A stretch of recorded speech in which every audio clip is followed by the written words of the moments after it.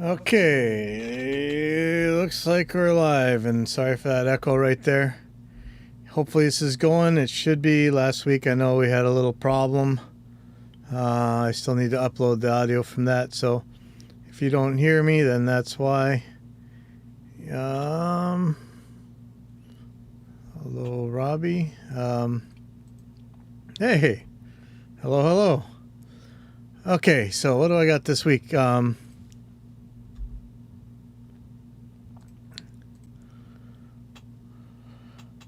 Welcome to dropping in at Pipeline Audio number 67. And this is Word is the Word. And you know, everybody's heard about the word. And that's a tired old one. Yeah, man, I was supposed to tell you about something really cool coming in Reaper. If you know the place to look, it's not secret or anything. It's just not supposed to be really being discussed. You'll be able to find it. It's something that a lot of you guys coming from other DAWs have been asking for a long time. You know, and when you were asking for it, I never really understood why it was so important. I did the same kind of thing with stuff we already had in Reaper, but getting to try it out, I see what you guys are talking about. It is very cool. You know where to get the betas if you need to, and hopefully by this time next week's show, we'll be able to talk a lot more about it. And most likely sometime this week I'll be ninja'd by John Tidy, of course, because if it comes out in a release version, we're definitely going to hear about it. In fact, let me see. I'm going to check for new versions of Reapers. Nope. It's the most up-to-date one. So, yeah, I'm sure Tidy will get to it before I do, but some of you guys aren't going to care one bit, and some of you guys are going to say, awesome! So, anyway. Now, for those of you who have been following the Audio Assault reamp saga, there's supposed to be a new beta coming out. Supposed to come out yesterday, I think. Maybe it's coming out today. Maybe not. But he said, here's what's new compared to the last one. 80 new amps, 30 pedals. Bugs listed on the last one are gone. Stomp and rigs are active. Smooth loading of amps and pedals. Up to 16 times oversampling and routing options. You know, I did a video of oversampling and aliasing in amp sims, and man, you know, I would use double stops to find them because, you know, I figure it's just gonna make the most complex sounds. And I tell you, it's really hard for me to, you know, I must be a noob, but it's hard for me to tell the difference between the aliasing noise and intermodulation distortion that I expect to hear from an amp.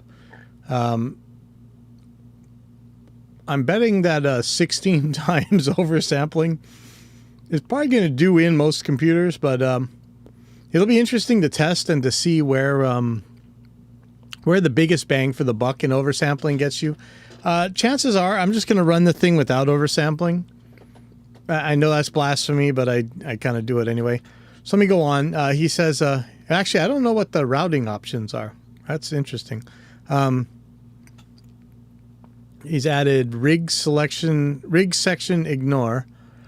For example, load preset without effects or stomps. I wonder if that means you can leave the pedal board the way it is and just change a preset. Or I'm not sure how it's going to work.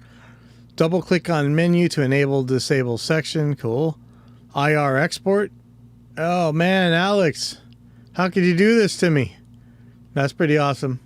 I actually asked him for that a long time ago on a kind of a standalone project, but that is cool. There's a lot of stuff you can do with IRs if you can export them yourselves. Dual GFX engines, OpenGL OS default. Interesting. Maybe that's something that we got to look at. So in case you didn't know, reamp is from Audio Assault, who is a very awesome plugin maker. We've collaborated before on some stuff. Reamp is his own amp profiling type plugin, and it's really good. I hate to tell it to my friends who also make this type of product, but Reamp is very good. It's very low on CPU use. It's very low on resources. It's really what I'm probably going to end up using for tracking and probably for, honestly, for mixing. It's got a cabinet loader, IR loader, amplifiers, and some kind of pedal thing. Maybe it'll have some effects too. We'll see. It's pretty awesome. So what else have we got? Let me just move some junk out of the way.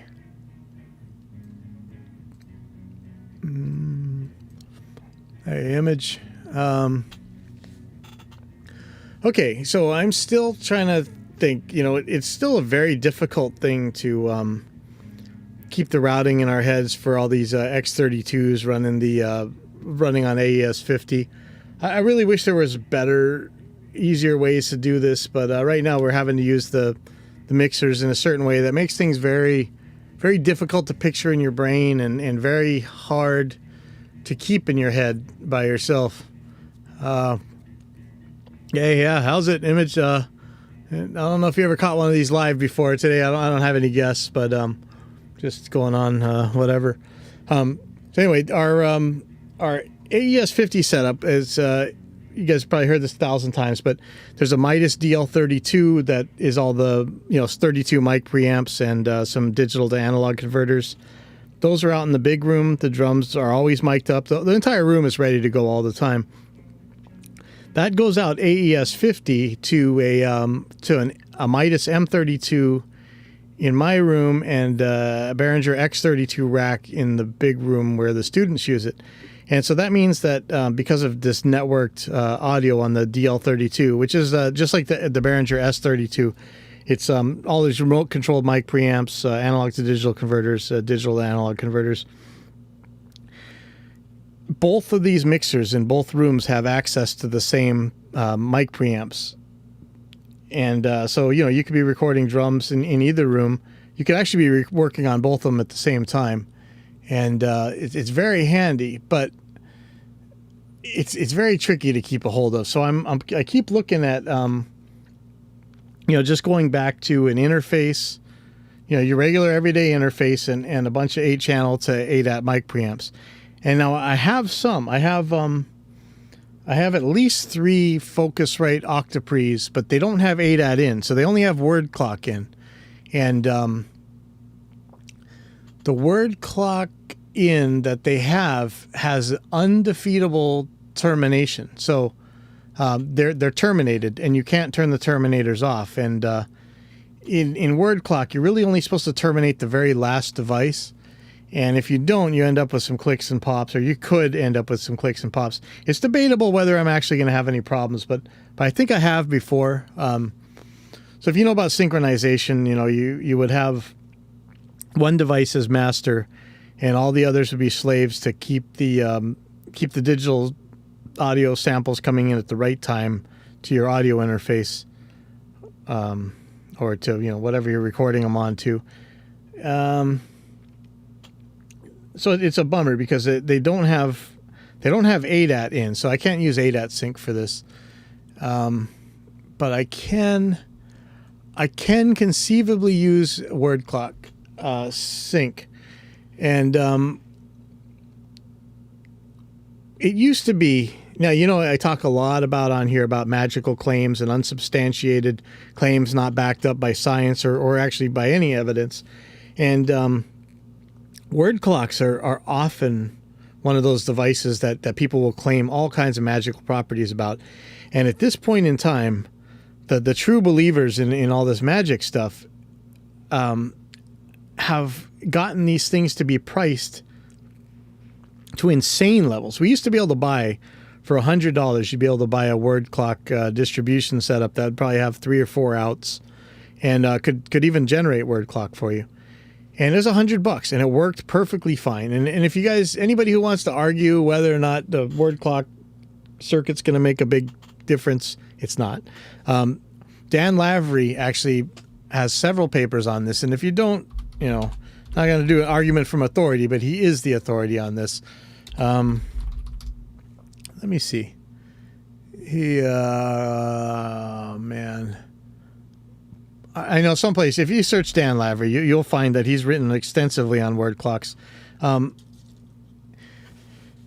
Instead, today, we have like 1,500, 2,000, some crazy numbers to buy these word clocks. I mean, they're ridiculous. And to the point where I'm not even going to mention the names of some of these companies that make this, because I don't want them to get any business, honestly, if they're going to be lying. I'm calling it lies. If they're making these claims without backing them up, how about that? We know a long time ago there was a big fight between Dan Lavery and one of the other companies that was making some very spurious, unsubstantiated claims for a very expensive clock. So anyway, I wanted to know, can I use a video distribution amplifier for a word clock splitter? Or not splitter, but it's going to generate from one word clock signal, like 4 or 5 outputs or however many I need. And I know I've seen people do this before, but I don't know how good of an idea that is. They're a lot cheaper, somewhere around $200. I can get one from B&H Photo, Video, whatever. So if I can use a video distribution amplifier for a word clock generator, splitter, distribution, let me know, because that would save me a ton of headache, stress, and of course money. My other choice is just to wing it and see if I can't get them to work without clicking and popping, which is a good possibility, but it's risky. I really wish I could turn off the terminators in these things. It's kind of silly, but if I do that, I'm going to need a way to use T connectors for the word clock from the first unit to the next. And these are single rack space units. In this case, these are Focusrite Octoprix Mark IIs, not the dynamic version. And so it's one rack space next to another. You don't want to have a 6-foot word clock cable trying to loop around through a T connector and up and out. And I've had these things drop sync before because of this. So if you guys know an easier way to make a short T connection between these devices, so I'm still not sure about this. I was thinking of buying a Focusrite Claret Octoprix, or maybe an Octoprix Mark II, but with the dynamic one, so that it has an ADAT in. So I was thinking I could send ADAT into these things from my RME Digiface USB, which doesn't have word out, but it does have ADAT in and out. And so I didn't know if the Claret, and I actually asked Focusrite, I'm still waiting for an answer. They kind of answered me, but he didn't quite understand the question. Whether or not, if I give it ADAT sync, have it sync to ADAT, will it generate word output will it generate a valid word clock signal at its word output? I don't know that. Because if it could, then I've got my HDS, my RME interface as master, and then that Claret Octoprix would chase that and would be in ADAT sync, and then it would send word clock to the 3 Focusrite Octoprix Mark IIs after that. That would be a nice setup, but we don't know that. Again, that termination problem is may rear its ugly head. And it may be that you can mod these things, like I could desolder something, possibly. I'm not sure. It'd be nice if I could fix the termination issue. And I want to say, if I've said this before on this show, but this is one of those cases where, it's marketed as something that the big boys use, but in reality, everybody knows chances are at a home studio, a guy's only going to use one of them. And if you were to actually use it the way the big boys use it, where you'd use several at once, you have an undefeatable Terminator, and you're kind of screwed. So, a lot of stuff is marketed this way. I'm not sure that Focusrite actually did something, lame here, but be aware that just because something is marketed kind of at the big boys or whatever, it isn't necessarily the case. So this has been a constant struggle. And, a lot of you guys are saying, hey, why don't you just use a different mic preamp? I've measured these in my measurement page where I measure a lot of mic preamps. They're actually very, very good. Really good. Ridiculously good. And I could change to other units that have ADAT in and, for a lot more money, but man, it seems like a waste. But it might even be cheaper for me just to get one of those ridiculously priced word clock distribution amplifier things. So anyway, that's my word clock dilemma. So let me know if if the video sync thing works. That would be awesome. And if you have one that you recommend, let me know. Okay, and also, yeah, I need some kind of T connector that when they're sitting next to each other in the rack, it's not going to be too tricky to keep them connected. I need some kind of I don't know. I don't even know what it would be, like a little crowbar or something, or I'm not sure. If you guys have seen anything, let me know. I just need to make short connectors between single rack space pieces.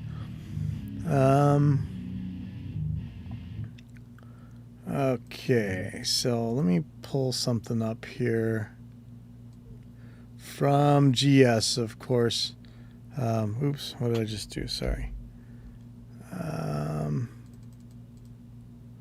I need to pull up something from Gear S. You know where I'm talking about. Sorry, let me put this link. And yeah, we got some recording going on. So yeah, there's a little bit of noise. So this is somebody wrote in a GS thread. I've read more than once that Steve Albini claims to avoid compression. There will occasionally be compression on individual instruments in the mix, but not often. I don't normally try to get rid of wild dynamics. Listening to In Utero and some of his other masterworks, it seems like he's not being totally forthcoming.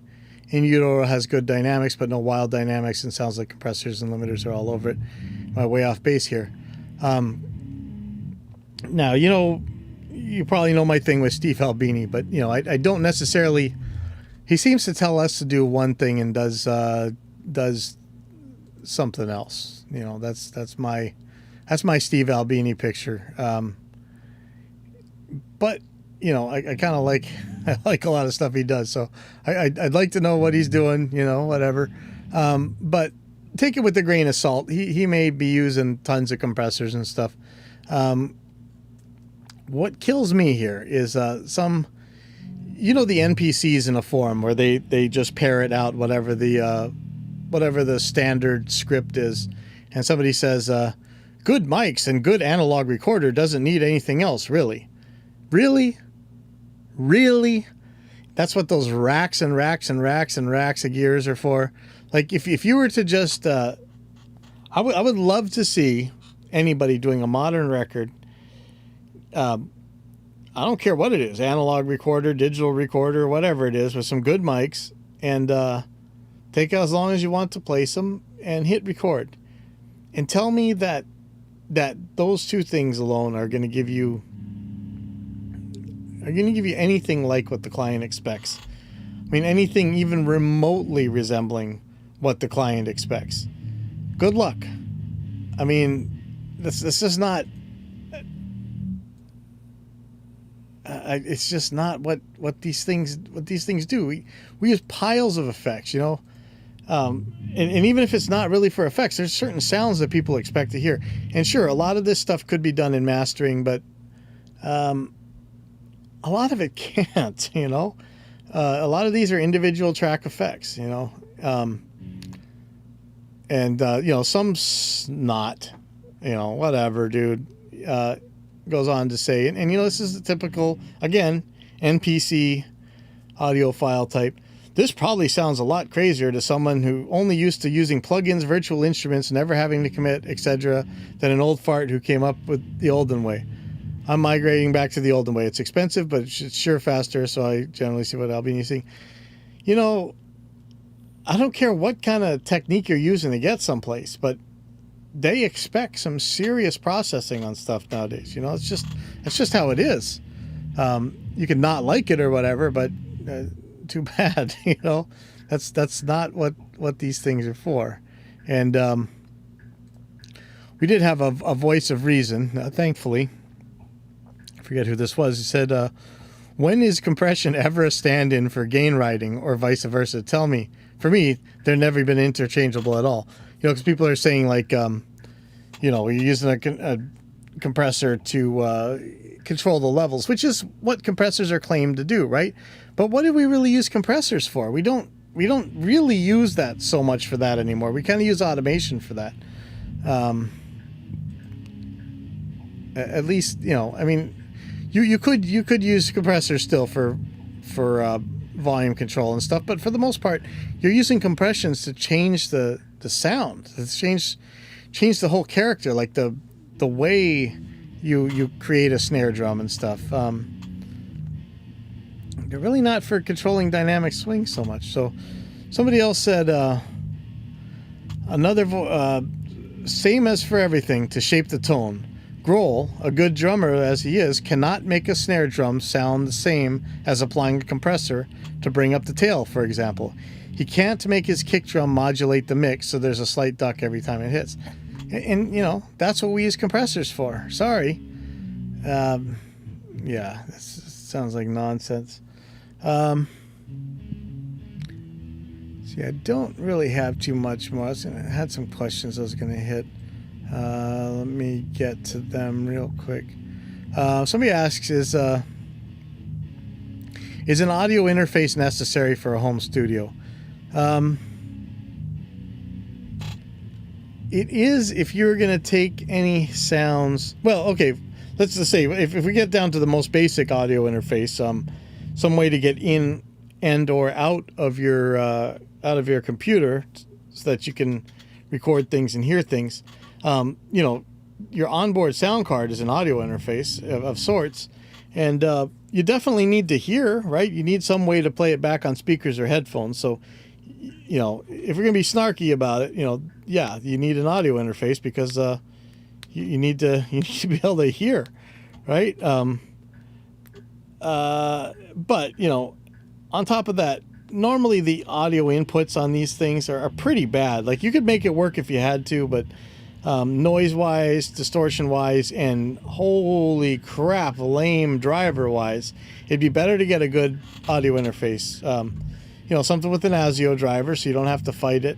But even if you're on Mac, just if you see that it's got an ASIO driver for PC, chances are this thing has been written way better than stuff that hasn't. So, yes, get an audio interface. You're gonna want one eventually.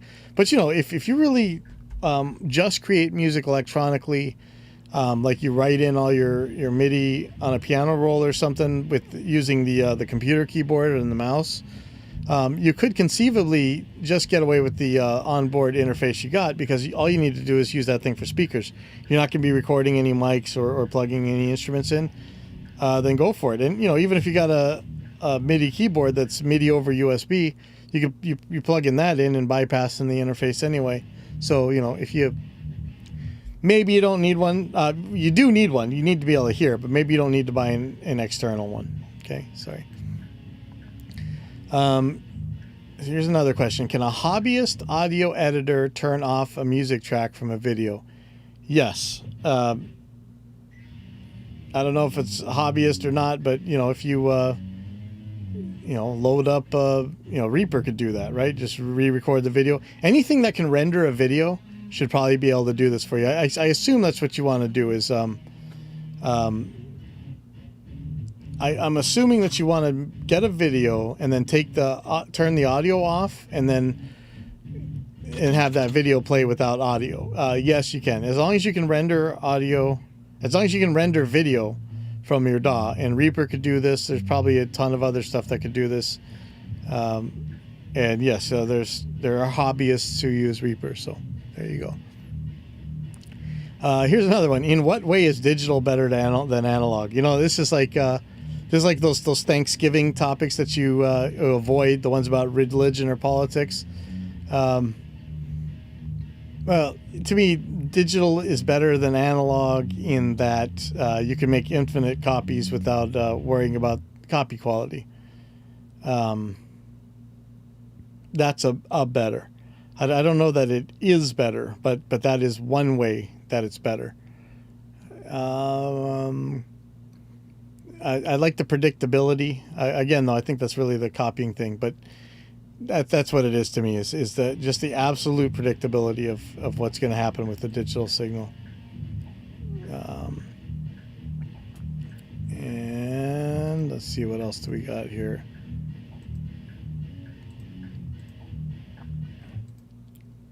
Is a Blue Yeti mic good for rapping? I'm assuming you use them one of those USB ones. I don't generally recommend USB mics, just because if you have to add more channels to it later, there's probably not going to be a unified ASIO driver that allows you to use it that way. But you know, any mic of decent quality could be used for anything. You know, people make a big deal about mics and stuff, but if it doesn't distort and it's not too noisy, I'm sure it'd be fine for whatever you're going to use it on. There may be a specific sound of rap vocals that you like that you might need a certain mic for. I doubt it. You can oh man, here goes my credibility. You can pretty much get any general sound out of any mic. You know, there can be some specifics and stuff, but you know, especially if you're talking about SoundCloud rappers or something where mumble, where it just sounds crappity anyway. Oh man, now I'm fired. But it ain't gonna matter what mic you use. I wouldn't worry about it. Let's see what else we got here. See, this is interesting. This guy says annoying tone added to claret noise floor as soon as second mic is connected. Hi, I recently purchased a Claret 4 Pre and connected my Rode NT1 and NTG3 to it. Initially, inputs 3 and 4 with P48, which I assume he's meaning phantom power.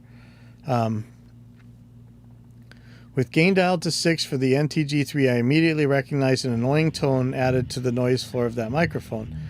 I'm not used to this kind of background noise when using the NTG3 before.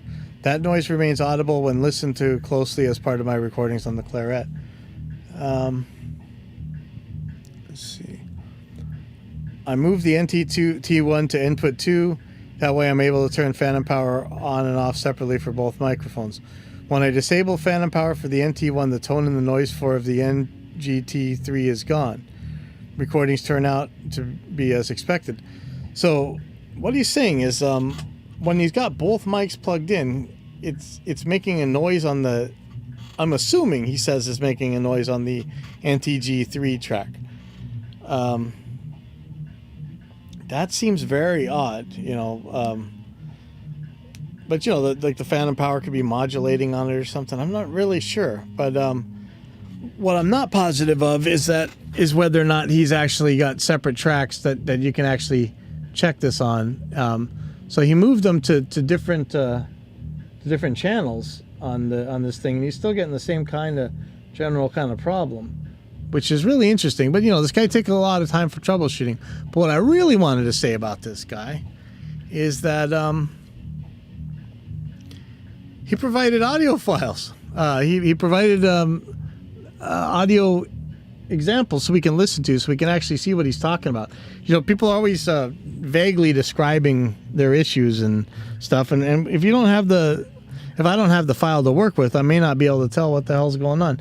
I don't know what the problem is here. I'm sure somebody will figure it out, but I just want to say thank you for providing audio examples. I'll take a good listen to them later, but you know, if you want help fast, provide some audio examples. You can get a Dropbox and stick them on there, whatever you need to do so that people can actually hear this stuff. So Moongate, I hope your problem will be solved soon. I'll take a listen to it when I get a chance. Somebody else is asking, computer for amateur beginner. Just looking to do some simple recordings of my guitar and keyboard, maybe attempt to sing. You want to do all three at once? I would like a computer that I can use and just leave everything hooked up to. I'm using a laptop right now with Mixcraft, and I have a Focusrite interface. It would be much easier with the computer tower than a laptop. I'm constantly taking my laptop other places and get unmotivated having to hook everything back up. I'm just not sure what computer to get for this. I would like to keep it simple. Everywhere I look brings up computers that are almost $2,000. Youch, but that seems like way too much for simple recording. That's more than what I spent on my gaming laptop. And, you know, obviously, if you got a gaming laptop, you know what you're doing. That's the way to go. You know, they tend to be just so overbuilt that, you know, back in the day we had trouble with the video drivers making trouble for audio. But I tell you nowadays, man, holy crap, these gaming computers. I got a Sager that I use for my my mobile audio stuff. So yeah, that's the way to go. But you know, you don't want to buy a gaming desktop just to run this stuff. Listen, the kind of computers that I've mixed dozens, hundreds, I don't even know how many albums on, is just like you couldn't even buy them today. They're so crappy and slow. And for what you're saying you want to do, man, you don't need anywhere near what I had back then. Any decent i-series computer, and I'm going to go out on a limb and I'm going to tell you an i3 will probably work. But this is what I would do. I would just get on Craigslist and, you know, first of all, check to see if somebody's giving a computer away. If there's an i-series desktop that somebody's giving away, I'd try it. You know, chances are the thing's going to work just fine for what you're doing. Otherwise, just keep an eye out for a desktop with an i5 or an i7 on it. And I'm talking cheap, $2,000. Forget that, man. You can spend that kind of money. You talk to Vim or talk to Jim Roseberry. They may be a little bit more than that, but you know, you're in the ballpark. For what you want to do, you should be spending $50, $100, $200, you know, for a used old computer. You don't need to go kill yourself on some new computer to do what you're, you know, some simple recordings of a guitar and keyboard and maybe attempt to sing. You don't need jack for that, man. You could have done that on a P4 back in the day. I probably could have done it on the Pentium 2 450 that we had at the beginning of Pipeline Audio. So don't kill yourself on that. But look for free computers on Craigslist first. They're often there. I don't know where you live. Maybe you don't have a Craigslist, but you probably have something similar. Or, you know, because gamers are nuts, buy last year's gaming desktop. You know, somebody's selling. As soon as that video card is like 3 minutes old, those guys, you know, loses like 90% of its value or something.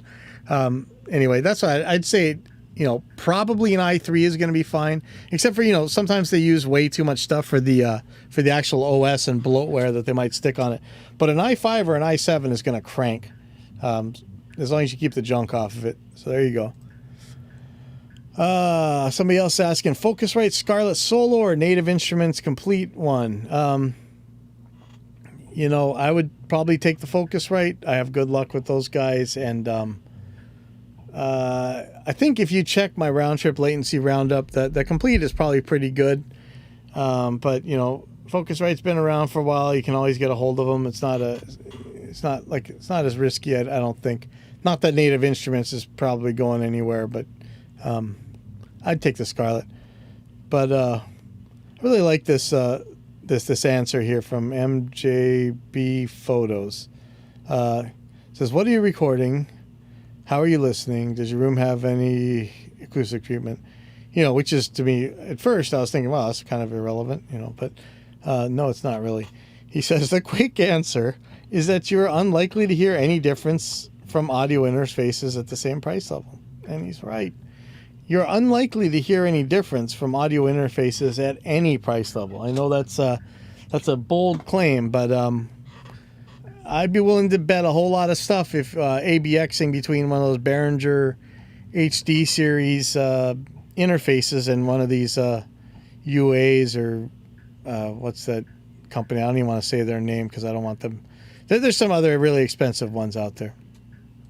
Okay, again, best audio interface on the cheaper side from Scarlett 2i2 is probably the weakest point in my signal chain. What's the best interface? 300 to 600. The Apollo Twin Duo. So what do you mean by best? So first of all, to me, it's the drivers. That's what matters. How low latency can you get before the thing starts making trouble? Your 2i2 is going to be around the best you can get if you need mic preamps on it and everything else in that price range. Or you could get an RME Digiface USB. There may be another RME device around that price range. You're going to get better drivers and you're going to get very good sound quality, but I really doubt that you're going to hear the difference between the 2i2 and anything else. Also, does it make sense to get a powered speaker like the Alto 212 or Headrush? Oh, he's using it as a guitar interface. Oh, that's pretty cool. Yeah, dude, that Scarlett is going to be fine. If you really want to fix things, you're probably going to be looking for something with lower latency. But, you know, the way somebody answers, yes, Apollo and Audient are leading mid-tier, it seems. You know, that's kind of the NPC answer, and I've showed before Audient is using the same drivers as Behringer and most everybody else from the Sycon.de, as far as I can tell. So, you know, stick with your Focusrite, worry about problems otherwise. Unless you want lower latency, in which case I wouldn't go bothering with either the Audient or the Apollo. It's not really going to help you there. I don't trust... I know UAD, like, that's blasphemy to say anything about it. I don't trust them one bit. I'm sorry. We got burned real early on. They could be great now, but, you know, I don't care. There's plenty of good stuff for cheaper. If I was going to spend UAD money, I'd go and buy an Army.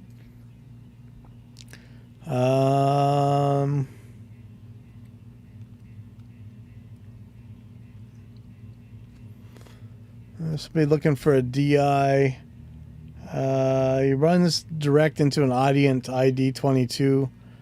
The results are decent, better than my Focusrite Scarlett, obviously. I like how you said it's better than your Focusrite Scarlett, obviously. I doubt it. I bet you if we ABX'd them, you wouldn't be able to tell the difference between your Scarlett and your Audient. But I would like to upgrade this setup for the best possible DI, guitar, and bass recordings. Well, if you want to know about DIs, go to my page at pipelineaudio.net. Look for real gear measurements, and I've tested DIs against interfaces and stuff. And to tell you the truth, the best two DIs, the most transparent, lowest noise, lowest distortion, were any of the radials. I don't care if it's the JDI with the transformer or some of the cheaper ones, the Pro D2 or the AVI one, whatever. They were all good, and so was a $40 Rapco DB100. Some of the more expensive ones didn't test as well, but the Countryman, the Universal Audio one was horrible. You want a good DI though? It's the one in your Audient is probably fine. I can't imagine Audient messed that up. I bet you it's fine. I bet you you're barking up the wrong tree. So lots of times we're looking for solutions, but you're looking at the wrong problem. Is it really the problem that it's a mic or is this interface or whatever? Or is it what you're putting into it? Or what you're doing to it once you got it recording? I'm betting that's where the problem lies. And often the problem is just the arrangement of a song. I know nobody wants to hear that, but you write your song correctly and things just sound a whole lot better.